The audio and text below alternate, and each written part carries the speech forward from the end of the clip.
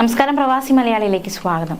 അന്താരാഷ്ട്ര യാത്രക്കാർക്ക് പുതിയ തലവേദനയായി ഇന്ത്യൻ കസ്റ്റംസിന്റെ നിർദ്ദേശം. യാത്രകൾക്ക് 24 മണിക്കൂർ മുൻപേ യാത്ര ചെയ്യുന്നവരുടെ വിശദ വിവരങ്ങൾ നൽകണമെന്നാണ് നിർദ്ദേശത്തിൽ പറയുന്നത്. ഏപ്രിൽ മുതൽ ഇവ കർശനമായി നടപ്പാക്കി തുടങ്ങും എന്നാണ് അറിയാൻ സാധിക്കുന്നത്. യാത്ര ചെയ്യുന്ന ആളുടെ പേര്, email ID, phone number, payment രീതി എന്നിവ വിമാന കമ്പനികൾ കൈമാറണമെന്നാണ് നിർദ്ദേശം. വിവരം നൽകുന്നത് ലംഘിച്ചാൽ വിമാന കമ്പനികൾ പിഴ നൽകണമെന്നതിനാൽ പലരുടെയും യാത്ര മുടങ്ങാനും നീളാനും ഇടയാക്കും. എന്നാൽ പുതിയ നിർദ്ദേശത്തിൽ സാധാരണക്കാരായ പ്രവാസികളെല്ലാം വളരെ ആശങ്കയാണ്. മിക്കവരും സാധാരണ തൊഴിലാളികളാണ്. ഇമെയിൽ ID, പേയ്മെന്റ് ഉൾപ്പെടെയുള്ള സംവിധാനങ്ങൾ ഉണ്ടാവാൻ ഇടയില്ല. ഇമെയിൽ ID ഉണ്ടെങ്കിൽ തന്നെ മറ്റുള്ളവയിലെ അറിവില്ലായ്മ കൂടിയാകുന്നതോടെ പലരുടെയും യാത്ര മുടങ്ങാൻ ഇത് കാരണമാകും. കൂടാതെ ഇമെയിൽ ID, പേയ്മെന്റ് രീതികൾ ഉൾപ്പെടെയുള്ള വിവരങ്ങൾ നൽകുന്നത് സ്വകാര്യതയെ ബാധിക്കുന്ന കാര്യമാണ്.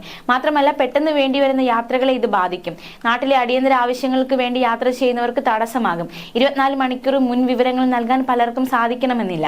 ഇന്ത്യൻ കസ്റ്റംസിന്റെ പുതിയ നിർദ്ദേശത്തിൽ ആശങ്ക അറിയിച്ച് പ്രവാസി സംഘടനകൾ രംഗത്തെത്തി.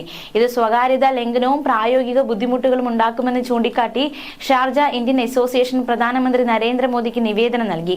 കർശനമായി നടപ്പാക്കാൻ ഉദ്ദേശിക്കുന്ന പുതിയ തീരുമാനത്തിൽ ഇളവ് അനുവദിക്കണമെന്നാണ് നിവേദനത്തിൽ ആവശ്യപ്പെട്ടിരിക്കുന്നത്. നടപടികൾ ലളിതമാക്കണമെന്നും സ്വകാര്യതാ ലംഘനമില്ലെന്ന് ഉറപ്പാക്കണമെന്നും കൂടാതെ ശേഖരിക്കുന്ന വിവരങ്ങൾ കുറയ്ക്കാനും നിവേദനത്തിലൂടെ ആവശ്യപ്പെട്ടിട്ടുണ്ട്. മാർഗരേഖകൾ തൊഴിലാളികളെ കണക്കിലെടുത്ത് ലഘൂകരിക്കണം. ഇമെയിൽ ID, പേയ്മെന്റ് രീതികൾ ഇല്ലാത്തവർക്ക് വിവരം നൽകാനുള്ള വഴി ലളിതമാക്കണം. സുരക്ഷയിൽ വിട്ടുവീഴ്ച ചെയ്യാതെ തന്നെ ഇക്കാര്യങ്ങൾ പരിഗണിക്കണമെന്നാണ് ആവശ്യം. 24 മണിക്കൂർ മുൻപ് വിവരങ്ങൾ നൽകാനാകില്ല. അടിയന്തര യാത്രകളെ ഒഴിവാക്കണമെന്നും മാർഗരേഖകൾ തൊഴിലാളികളെ കണക്കിലെടുത്ത് ലഘൂകരിക്കണം.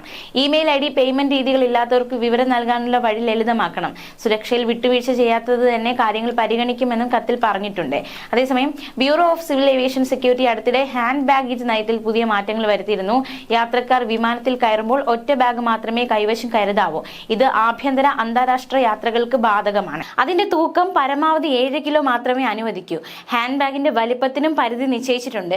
അധിക ബാഗേജ് ഉണ്ടെങ്കിൽ നിർബന്ധമായും ചെക്ക് ഇൻ ചെയ്യണം. വിമാനയാത്രികർ വർദ്ധിച്ചു വരുന്ന സാഹചര്യത്തിൽ സുരക്ഷ ശക്തമാക്കുന്നതിന്റെ ഭാഗമായാണ് bureau of civil aviation security പുതിയ നിയന്ത്രണം ഏർപ്പെടുത്തിയിരിക്കുന്നത്. ഹാൻഡ് ബാഗിന്റെ അളവ് 55 സെന്റിമീറ്റർ, അതായത് 21.6 ഇഞ്ച് ഉയരത്തിലും 40 സെന്റിമീറ്റർ, അതായത് 15.7 ഇഞ്ച് നീളത്തിലും 20 സെന്റിമീറ്റർ, അതായത് 7.8 ഇഞ്ച് വീതിയിലും കവിയാൻ പാടില്ല. ഹാൻഡ് ബാഗേജ് ഭാരം അല്ലെങ്കിൽ വലിപ്പ പരിധികൾ കവിഞ്ഞാൽ അധിക ബാഗേജ് ചാർജുകൾ ഈടാക്കും. അതിനാൽ യാത്രയ്ക്ക് തയ്യാറെടുക്കുന്നവർ ഇക്കാര്യം ശ്രദ്ധിക്കണമെന്നും നിർദ്ദേശത്തിൽ പറയുന്നുണ്ട്.